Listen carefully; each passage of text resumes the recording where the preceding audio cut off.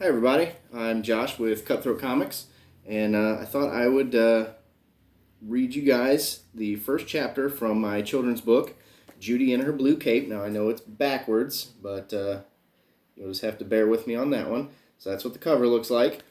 I wrote this book about 4 or 5 years ago, something like that. It's about a third grade reading level. And if you want to purchase the book, if you like what you hear, you can get it at cutthroatcomics.com. But, like I said, I'll be reading at least the first chapter, and maybe I'll read the rest of the book in separate videos, one video per chapter, as this goes on. So, I'm going to try to do the voices as best I can when needed. Remember, you're supposed to be laughing with me, not at me. So anyway, Judy and Her Blue Cape by me, Josh Nealis, and we'll start with chapter 1. Now, I did dedicate this book to my son, but I won't read the dedication to you. Okay. Chapter 1. Thought that was a closet. Sometimes when kids are young, they have to move. Moving can be hard, but it can also be very exciting. Yesterday, Judy and her family moved. Judy is 9 years old and has no other siblings. Being the only child, like moving, can be hard. You see, siblings tend to be your first best friends, even though sometimes they can also be a gigantic pain in the butt. Being an only child does have its advantages, though. All the ice cream belongs to Judy. She doesn't have to share her toys, and she even has her own bathroom, which means she never has to hurry so someone else can use it. Plus, she gets to watch what she wants on the cartoon channel. Sometimes she wishes she had a sister or even a brother. It would be like having a sleepover all the time.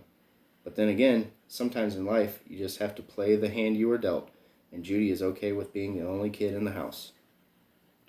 It's summertime in this new town, and Judy will have the next few months to seek out and make new friends. Last night, they pulled up to their new home well after dark, so Judy didn't really have time to explore her new home, or even get much of a glimpse of her new neighborhood.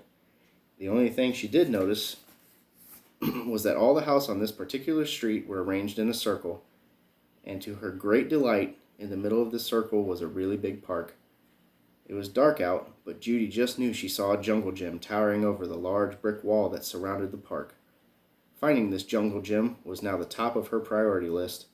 She knew if she found it and climbed to the top, she would be able to see the whole town from there, maybe even her old town, her old house, and her old friends. She will miss her friends, and her school, and her town, but her parents are doing what's best for the family. Her new friends and new school and new town will be just as good as her old ones. At least that's what Mama says. Judy didn't want to move, but she's just a kid. She knows that her parents are much wiser and have had a lot more experiences than her, which means they are probably right. Unfortunately, this means they are probably right about what time she needs to be in bed, and also about when she has to brush her teeth, and about not allowing her to have a pet llama. Last year, Judy and her family went to a llama farm, and Judy decided that she really wanted a baby llama. She explained to her parents that she would name it Doris, and that Doris the baby llama could have half of her breakfast and could sleep in her closet, but they still wouldn't let her have one. One day she'll have a baby llama named Doris. Hopefully she can ride it around when it's big enough, and they can go get groceries or have races with other llama owners. Doris will be elegant but have a snarky attitude. Maybe one day, when she's older, she will visit her old town. Maybe even move back there with her own family, and Doris, of course. Surely her friends will have missed her and be so happy when she returns. But, for now, Judy keeps that idea in her back pocket. First things first, though, Judy has to make new friends. She's never had to make new friends before. Only when a new kid moved into her town did she ever meet someone new. What if I can't remember everyone's names, she thinks to herself. They'll know mine because I'm just one person, but surely I can't remember the names of everyone I meet. What if they're all mean, or what if they all hate squirrels and love jumping in mud puddles? That's not the sort of friends I want. But maybe they're all nice. Maybe they do love squirrels and avoid mud puddles at all costs. While her parents were moving all weekend, Judy stayed with her grandparents. They played checkers and watched old silly black and white TV shows. Judy loves her grandparents, but knows she won't get to see them as much since they live a lot farther away now. Her grandparents are really silly. Grandpa claims that when he was a little boy, he lived on a farm. He said they had chickens, and when the chickens laid eggs, they put a sign out by the road that said eggs, 79 cents a dozen. Then she told Judy that nobody ever came down their road, and after a few years, they had to change the sign. He said they had to cross out the eggs, and they wrote under it chicks for sale. Eventually, chicks was also crossed out, and under it read chickens for sale. Then, even after that, they extended the sign and wrote chicken sandwiches for sale. For some reason, Grandma always chuckles at that story. I'm not entirely sure why. While being tucked into her bed in her new room, Judy wonders about all the people that lived in this house before her. Her new room is purple with white trim. That must mean another girl lived there before her.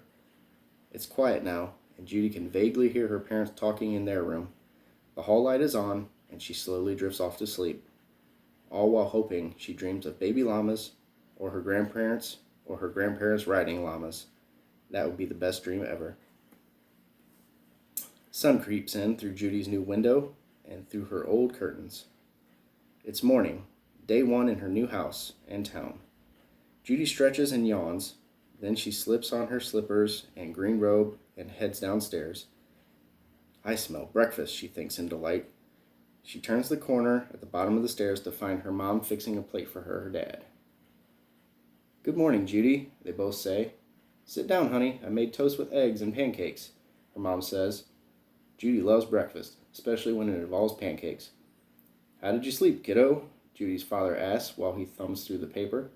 Judy shrugs her shoulders as if to say, okay.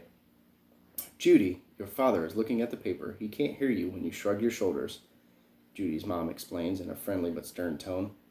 Sorry, Mama. I slept fine, Papa. Judy's father looks at her and smiles, and goes back to reading his paper. After breakfast, Judy runs upstairs and starts to get ready for the day. She combs her hair and brushes her teeth. After that, she sprints down the hall and back into her new bedroom. She looks out her window. Wow, Judy exclaims. She didn't notice last night because it was dark, but she has a front row view of the park. She sees some birds flying from tree to tree, and 2 squirrels are chasing each other around. Off in the distance, she sees the jungle gym. Gloriously, it rises above the rest of the park like a majestic mountain. The jungle gym must be 6 miles away, she thinks. But she's confident she can make it there.